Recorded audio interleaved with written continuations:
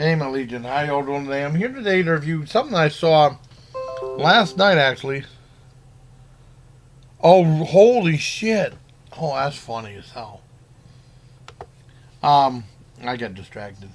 I was going to watch Animation Domination Sunday night, and they had Miss Universe pageant, I guess. And I didn't care about that, so I was checking out the other channels.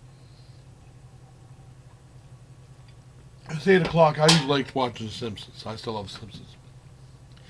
It wasn't on. I was turning in and I saw like they had a special about that show AFV, America's Funniest Home Videos, which I used to call it that all the time. And now, for whatever reason, I call it AFV now because everyone calls it like just like I never thought I would call Kentucky Fried Chicken KFC, but I do. But I would never call Kentucky Fried Movie KFM. Well, anyway, it talks about the history of the show, and I have my own personal history about the evolution of the show because I was around since it's been created. It was created in 1989. I was in Germany at the time in the army, and we had one station, American State AFN, AFN Armed Forces Network, and I said, I used to call it the only station or something like that. And basically, that was a very unique station that had like bits and pieces from other stations crammed into it. And they chose what shows were going to be shown and what shows weren't. Commercials were usually like tributes to states, history, information, stuff about not black marketing stuff, a whole bunch of other stuff. That's what the commercials were. And they picked stuff about different channels. And they had stuff from ABC, CBS, PBS, all this other stuff. And a lot of times people would send you like tapes of stuff they taped at home. And my friend Eccles said that his friend sent him a tape of this show called America's Funniest Home Videos. And he was telling me about the full thing about the woman trapped in the dishwasher. It was really popular in the first episode. And ended up winning the money, I think. He was doing imitations live on camera. She's stuck on the dishwasher. And I finally saw the episode. It was really funny. And then, I think I saw only one other episode because it wasn't picked up by by AFN. So, whenever I got home from the Army, I started watching it. And sometimes it was up against shows on Fox I liked. I still watched it. It was on, I think it's 7 or 8 o'clock. Bob Saget hosted it.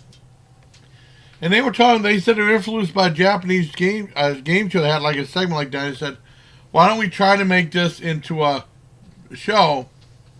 I think they put ads getting like videotapes for different people and stuff like that. Because they didn't have an official contest there or something like that. Or they started a contest or something. And then Network picked up and said, we want 11 more episodes or something like that. And the guys, I don't know how we're going to get 11 more episodes of this thing. And they did, and it became a series. Like I said, I didn't see the first few because I was in Germany at the time.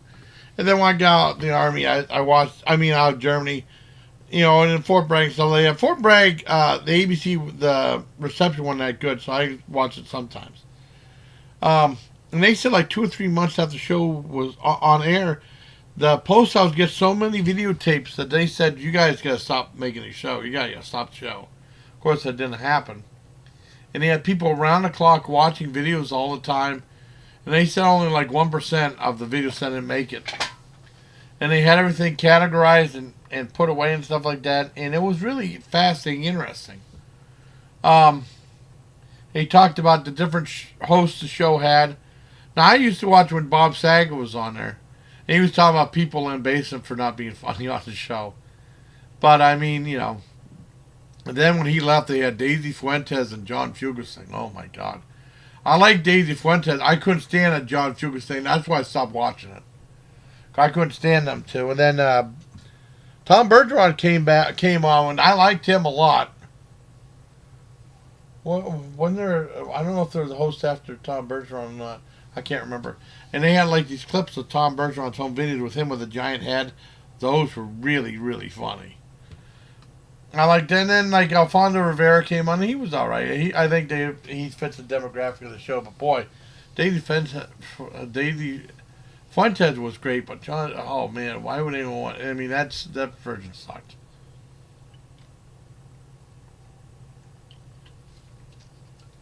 And the show, it goes through the host. And what was really interesting was it had interviews with the guy who did man